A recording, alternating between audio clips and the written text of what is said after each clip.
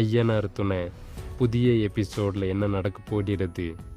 முதலில் இந்த சீரியல் முடிஞ்சு விடக்கூடாதுன்னு நீங்கள் நினச்சா சேனலை சப்ஸ்கிரைப் பண்ண மறக்காதீங்க. இந்த எபிசோடில் வனாத்தி நிஷா யாதார்த்தத்தை காரணமாக சொல்லி 6 நாள் பீகார் பயணம் மேற்கொள்வது கடையின் எதிர்காலத்தை ஒரு பெரிய சிக்கலுக்கு கொண்டு செல்லும். செல்வம் இன் லீவ் பிரச்சனையில் காத்தும் கடுமையான வித்து கொடுக்காத மனப்பான்மையும் கடை உரிமை தொடர்பான சண்டையும் இரு தரப்பினருக்கும் இடையில் இருந்த அனைத்து உறவு பாலங்களையும் ஒரே நேரத்தில் உடைத்துவிடும். வேலையை பாதிக்கப்படுவதற்கு எதிராக டாக்டர் எடுக்கும் கண்டிப்பான நிலைப்பாடு கடைக்குள் இருக்கும் பதத்திரத்தை திரும்பவும் சரி செய்ய முடியாத அளவுக்கு கொண்டு செல்லும்.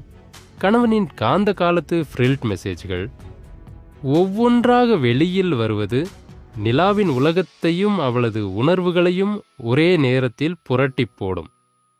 விவகாரத்து நெருங்கிய நிலையில் வேறொரு பெண்ணுக்கு அனுப்பிய மெசேஜ்கள் பதிவாகும் நோகத்துடன் அனுப்பப்பட்டவை என்று சொல்லப்படுவது ஏற்கனவே குலைந்திருந்த நம்பிக்கையை முற்றிலும் அழித்துவிடும்.